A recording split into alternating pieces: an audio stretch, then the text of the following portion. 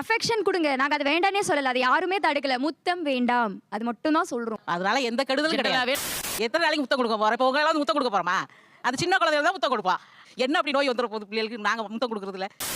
Sorry, infection தான் sir ஆகும். அது எப்படி அப்புறம் நாங்க நோயாளியா? நாங்க சிக்காவா கிடக்கும், நல்லா தானே இருக்கோம். அப்ப வாங்க உங்களோட நாங்க நல்லா வந்து அப்படி வெளிய சுத்தம் இல்லனா ஸ்கூலுக்கு அனுப்பாதீங்க சார். சினிமா கூட்டிட்டு போறீங்க சார், மாலுக்கு போறீங்க சார். ஐயா சார் ரொம்ப எங்க போறீங்க சார்? ரொம்ப சோல்டர் ஏத்துறாங்க. ஒரு நிமிஷம் இருக்குங்க. யாரனா சாப்பிட்டாங்கன்னா தட்டுல இருந்து எடுத்து ஊட்டி விட கூடாது அவனுக்கு. தாத்தா பண்ண சாப்பிட்டு இருக்க பக்கத்துல வந்து உட்கார்ந்து ஒரு ஊட்டி விட கூடாது. நான் யாரனா சாப்பிடும்போதே நாங்க விடவே மாட்டேன், தூக்கிட்டு உள்ள போய் ரூம் மூடிடுவேன். வீடியோ போட்டா சப்ஸ்கிரைபரே வர மாட்டேங்குதான். அவன் ஏன் வீடியோ போடுறான்லாம் கேட்கறது இல்லை. நீங்க சப்ஸ்கிரைப் பண்ணி விடுங்க. வீடியோ நல்லா இல்லைனாலும் சப்ஸ்கிரைப் பண்ணணுங்க. அனைவருக்கும் கோபிநாத்தின் அன்பு வணக்கம். வணக்கம் தலைவா. வணக்கம் தலைவா. நவீன காலத்துல வந்து இந்த யங் மாம்ஸ் ரொம்ப ஓவரா பண்றாங்கப்பா. நாங்கெல்லாம் என்ன குழந்தை வளர்க்கலையா, பெக்கலையா, இல்ல பாத்துக்கலையா? அப்படிலாம் நான் சொல்ல கிடையாது. சொன்னதை மட்டும் சொல்லு, தேவையில்லாம ஏதாச்சும் பேசுறேன். ரெண்டு பக்கம் அம்மாக்கள் இருக்காங்க. மூத்த தலைமுறை அம்மாக்கள், இந்த நவீன தலைமுறையை சேர்ந்த அம்மாக்கள் இந்த பக்கம் இருக்காங்க. இன்னைக்கு ஃபுல் என்டர்டைன்மெண்ட்க்கு நான் கேரண்டி.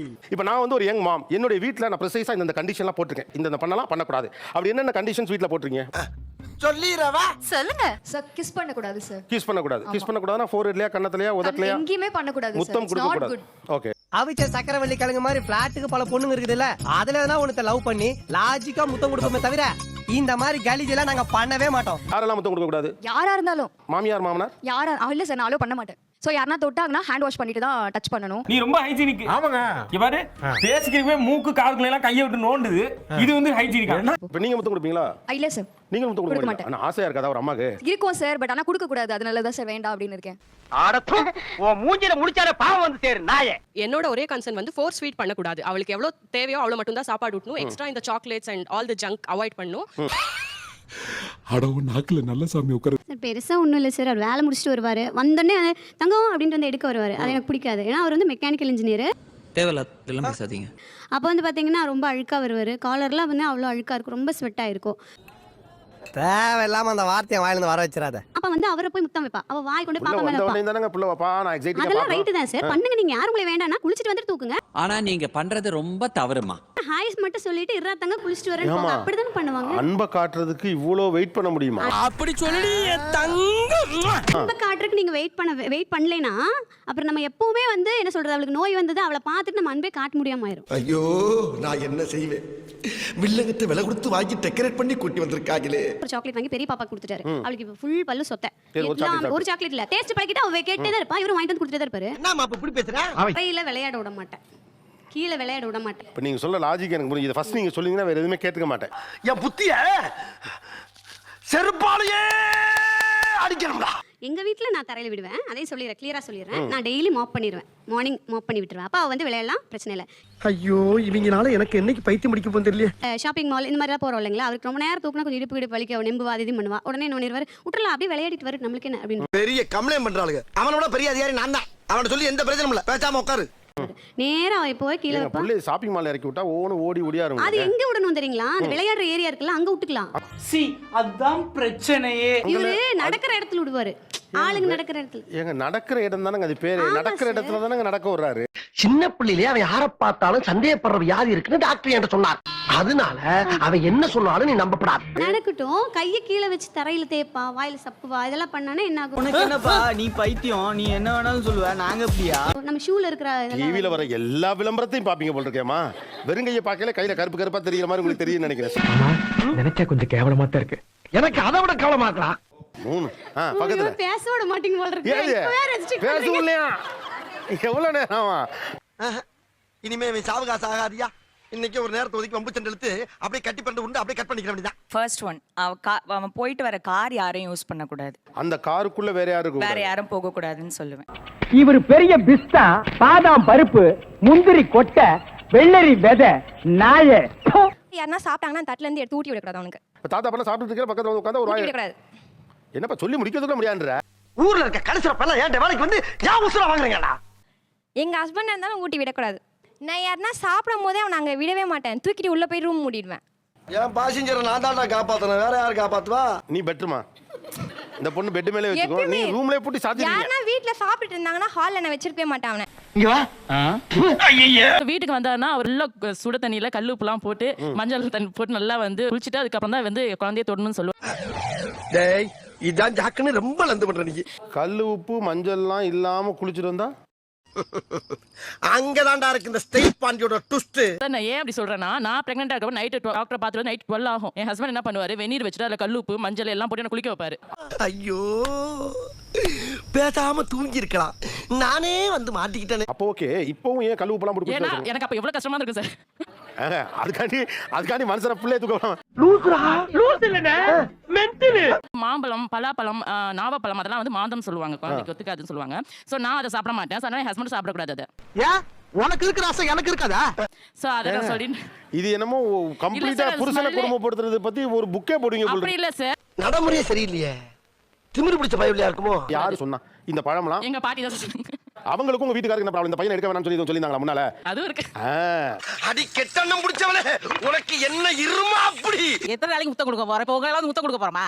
அது சின்ன குழந்தைகள் தான் முத்தம் கொடுப்பா. என்ன அப்படி நோய் வந்துற போது பிள்ளைகளுக்கு நாங்க முத்தம் கொடுக்கறது இல்ல? என்னடா நினைச்சுக்கிருக்க? என்னை பார்த்தா கேள மாதிரி தெரியுதா உனக்கு? அப்படியெல்லாம் தெரியல. நானும் பாத்துக்கிட்டு இருக்கேன் அப்பையில இருந்து. சொல்லுங்க, யாராச்சும் ஒருத்தர் சொல்லுங்க. யார்ட்டையுமே பதில் இல்ல. சொல். அப்படி என்ன நடந்து போயிருன்னு பாய்ப்பறீங்கன்னு கேக்குறேன். சாரி, இன்ஃபெக்ஷன் தான் சார் ஆகும். அது எப்படி அப்புறம் நான் நோயாளியானாங்க?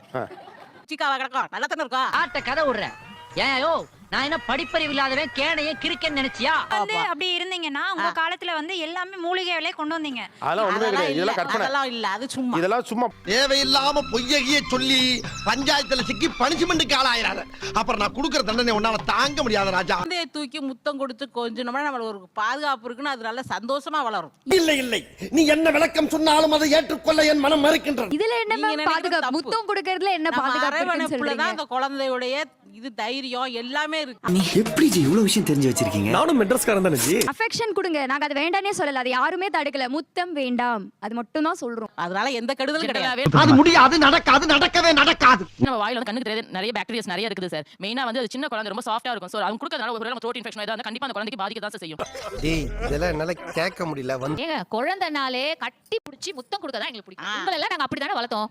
அது எப்படி முத்தம் கொடுக்க கூடாதுன்னு எப்படி சொல்றீங்க? இது ஒரு நல்ல கேள்வி. பதில சொல்றா. நீங்க தொடவே கூடாதுன்றீங்க, கண்ணாலேயே பாருன்றீங்க, யாருன்னா உடம்பு சரியில்லாம ரூம்ல போய் பூட்டி பண்றீங்க. அப்ப எதுக்கு குழந்தைய பெத்துக்கிறீங்க? எப்படி நம்மால் பின்றேன் பாரு. நீங்களே வீட்டு புருஷனே தொட விட மாட்டேன்றீங்களே, எப்படி மாமா இப்படி திறந்த புத்தகமா இருக்கீங்க? நீங்க செல்லம் கொடுத்தீங்கன்னா உங்களை தேடி தான் வராங்க அவங்க. சோ கெட்டு தான் போறாங்க. இதுல எப்படி கெட்டு போறா? உங்க பேத்தி தான் கெட்டு போகுது. இடையில எசகு பசகா பேசிக்கிட்டு இருக்க, அடி வாங்கியே செத்து போடா நீ. எப்படி கெட்டு போறா? உங்க பேத்தி தான் கெட்டு போகுது. சோ அத தெரிஞ்சு பசங்க கேட்டுட்டாங்களா? இங்க பசங்க கேட்டுட்டாங்களா என்ன? என்னத்தாது ஓலப்பாயில ஒண்ணுக்கு இருந்த மாதிரி லொடல பேசிக்கிட்டே இருக்க. என் வீட்டு தர எனக்கு பிரச்சனை கிடையாது. நீ உருளு பொருளை என்னமோ பண்ணிக்கோ, அதை பத்தி நான் கேட்க மாட்டேன். ஆனா வெளியில 1000 பேர் நடக்கிற தரையில என்ற குழந்தைய நான் விளையாட விட மாட்டேன்.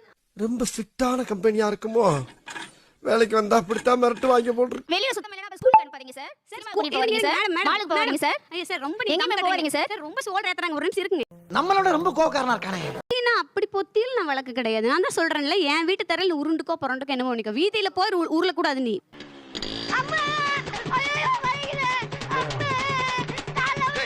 நான் ஒண்ணு கேக்குறேன், நீங்க கிச்சன்ல வேலை செஞ்சு அந்த பிள்ளைக்கு ஒண்ணு சமையல் ஜாமான் எல்லாம் மேல பட்டு எல்லாம் பண்ணி தான் சமைக்கிறோம் நம்மளும்.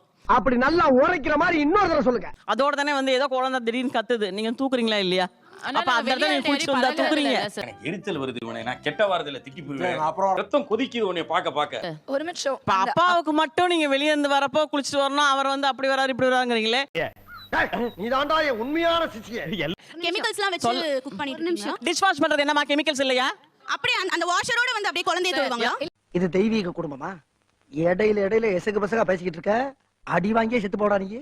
ஒரு குழந்தைய கட்டி பிடிக்க கூட நீங்க பாசத்தை அனுப்புற அளவுக்கு உங்களோட டிசிப்ளின் பேசுதுலாம், உங்களுடைய சுத்தம் பேசுனா அந்த மாதிரி சுத்தம் தேவையில்லை. அவளை எடுத்து மூஞ்சிக்கிட்ட வச்சு இப்படி எல்லாம் பண்றாரு அவரு. உமா கொடுப்பாரு, அதெல்லாம் பண்ணும். அந்த டைம்ல மட்டும் கொஞ்சம் மூஞ்சில கழுவிட்டோ இல்ல குளிச்சுட்டு வந்து பண்ணா கொஞ்சம் பெட்டரா இருக்கும். அவ்வளவுதான். வண்டி ரொம்ப ஸ்பீடா ஓடுதுடா, நிப்பாட்டு. அந்த வந்து ஒரு 10 நிமிஷம் குளிச்சிட்டு பார்த்தா உங்களோட நைனாஸ் பாஸ்லாம் அப்படியே புஷ்ன்னு போய்டுமா? என்னமா ரொம்ப டிப்ளமேட்டிக்கா பேசாதீங்க. டேய் இப்படிலாம் பண்ணன்னு வச்சுக்கடா, நாசமா போயிருவடா, அழிஞ்சு போயிருவ. இந்த எண்ணத்தை மாத்திக்க. பேசிட்டு இருக்கப்போ நீங்க வேகமா எதுக்கு மைக்க வாங்குறீங்க? எதுக்கு மைக்க நம்ம எல்லாருமே இப்ப ஸ்நாட்ச் பண்றோம்? அந்த எமோஷன்ல பேசணும், அதனால தானே வாங்குறீங்க. கரெக்டா கட்டுட்டா. அப்ப எமோஷன்ங்கிறது இருக்குல்ல, எமோஷனா உடனே நான் பேசணும். சரி, எனக்கு correct எனக்கு ங்க. இப்ப நான் பதில் சொல்லணும். Correct. அந்த அடச்சி படுத்தே விட்டான் ஐயா. உங்களுக்கு இருந்தா அது கரெக்ட். Okay, accept. அதே அவர் 8 மணி நேரம் வேலையில வந்துட்டு ஒரு தகப்பன் வந்த உடனே அவர் வந்து அந்த எமோஷனா 10 நிமிஷம் சரி, கழிச்சு இதுக்கு நாங்க அவர் வந்து பதில் காட்டணும். சொல்லட்டுமா? உனக்கு வந்தா ரத்தம் எனக்கு வந்தா தக்காளி சட்னா முட்டிக்கிட்டு அப்போ நீங்க பாத்தீங்கன்னா முதல்ல வெளியில அண்டாலையோ ஒரு டம்மிலையோ தண்ணி வச்சிருப்பீங்க. ஒரு நிமிஷம் இருங்க நம்ம வம்சத்துல இவன் ஒரு டைப்பா இருக்கானே. அதுல கால் அலம்பிட்டு தான் வரணும். இல்லனா நீங்களே உங்க புள்ளைய திட்டுவீங்க. ஏண்டா வீட்டுள்ள நேரா வர கை கால் கழுவிட்டு வா, முகம் அலம்பிட்டு வா. அத தானே நாங்க சொல்றோம். அது என்ன தப்பு? இப்படி சோறு திங்கிறக்கு எவ்வளவு மானம் கட்டு போய் தெரிய வேண்டியிருக்கு தெரியுமா? பேசுறாங்க பேச்சு. நம்ம கலாச்சாரத்துல உள்ளதுதான் அது இல்லையா? வீட்டு வாசல்ல வெளியே யார் வந்தாலும் புறங்காலாம் கழுவிட்டு உள்ள வருவாங்க. வாசல்ல தண்ணி வச்சிருப்பீங்கல்ல, அந்த முறை இப்ப இருக்கா? 30 வருஷம் எக்ஸ்பீரியன்ஸ் எப்படி பிடிச்சது பாத்தியா? ஒரு சௌகரியத்திற்காக ஒரு பண்பாட்டை நீங்க விட்டு கொடுக்க தயாரா இருக்கிறீங்க, ஒரு பழக்க வழக்கத்தை விட்டு கொடுக்க தயாரா இருக்கீங்க, ஒரு இமோஷனுக்காக கொஞ்சம் இறங்கி வந்தா என்னன்னு கேக்குறாங்க. பெரிய மனுஷன் தான். இப்படி ஒரு இன்ஃபெக்ஷனே வந்தா ஒரு 2 நாள் இருக்குமா? எவ்வளவோ மெடிசினல் ஃபீல்ட் வந்து இதா ப்ரோமோட் ஆயிடுச்சு. என்ன உங்களுக்கு அதனால அந்த ஒரு நாள் ஆனா நீங்க பண்றது ரொம்ப தவறுமா. உங்களுக்கு 2 நாள் டேய் உங்களுக்கு என்னடா ஆச்சு? ஏன்டா உங்க புத்தியெல்லாம் அப்படி போய்கிட்டு இருக்கு? முடியும். அப்ப நான் கேக்குறேன், அந்த குழந்தை அந்த 2 நாள் 3 நாள் உங்களோட அஃபெக்ஷனுக்காக அவஸ்தைப்பட்டா உங்களுக்கு பரவாயில்ல. இத என்னைக்கு நான் நல்லா இருக்குன்னு சொன்னேன்?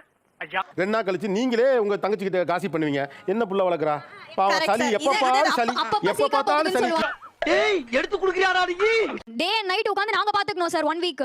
அதாவது பொறுப்பெடுத்துக்க போறது நீங்க தான். ஆனா பழிய போட போறது எங்க மேல. பழியல இல்ல மாமியார் மாதிரி சொல்றேன். டேய் இவன் வேற என்னை ரொம்ப டார்ச்சர் பண்றான்டா.